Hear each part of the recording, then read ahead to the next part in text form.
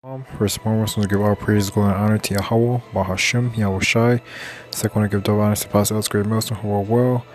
And third, I want to say Shalom to YAHAWAH, to hope will elect the spirit of history to the folks of the earth, man.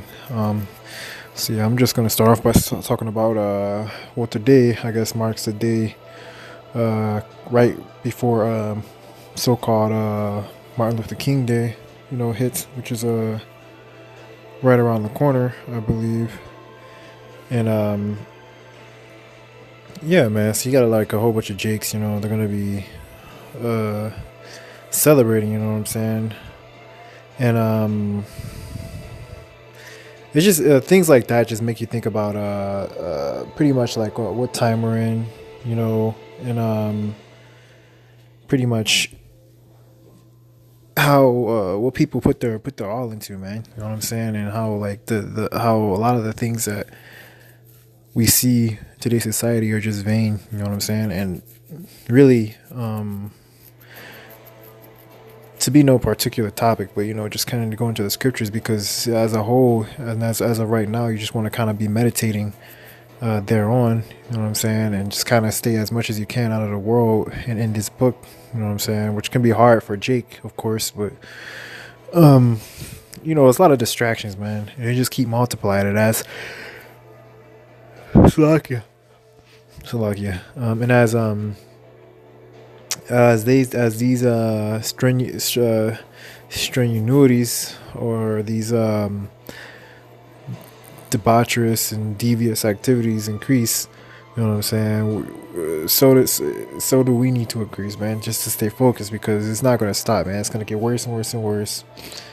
They're trying their best to integrate us into whatever this crap is, you know what I'm saying, into this false world, so that way they can just perpetuate it on and keep it going for as long as possible, man. You know what I'm saying? And so, needless to say, man, so like sometimes you just need to hop in on it, and it doesn't have to necessarily be for any particular topic or reason, but just to cleanse yourself, or to stay away, or keep yourself awake. You know what I'm saying?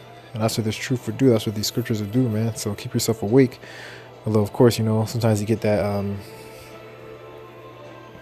the spirit want to make you, I don't want to say the spirit, but, these spirits try to make you fall asleep, you know what I'm saying? Not to say the truth that the scriptures aren't a comforter, but let me hop into it nonetheless. I'm going to just get right to it. So, let's see, man. So I wanted to get